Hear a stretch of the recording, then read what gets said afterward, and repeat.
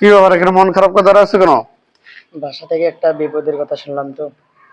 আচ্ছা যাক, বিপদের কথা শুনছো, এটা নিয়ে শুধু মন খারাপ করে থাকলে হবে না, এটা নিয়ে আল্লাহ তাআলার কাছে দোয়া করতে হবে, আল্লাহ তাআলার কাছে চাইতে হবে।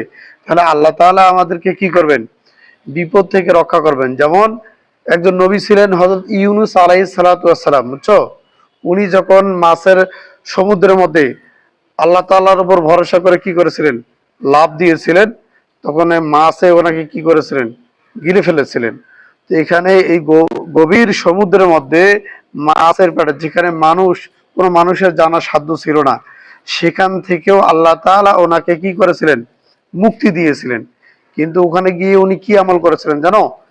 আল্লাহ তাআলাকে বলেছিলেন যে লা ইলাহা ইল্লা আনতা সুবহানাকা ইন্নী কুনতু মিনাজ জালিমিন। কি বললাম বলো তো দেখি? লা ইলাহা। লা ইলাহা হুম। ইল্লা আনতা সুবহানাকা ইন্নী কুনতু মিনাজ জালিমিন। মাশাআল্লাহ। এই আমলটা উনি বেশি বেশি করেছিলেন। আল্লাহ তাআলা এই আমলের বিনিময়ে ওনাকে মুক্তি দান করেছিলেন। এই আমলে এই আয়াতের অর্থ কি জানো? এই দোয়াটার অর্থ কি জানো?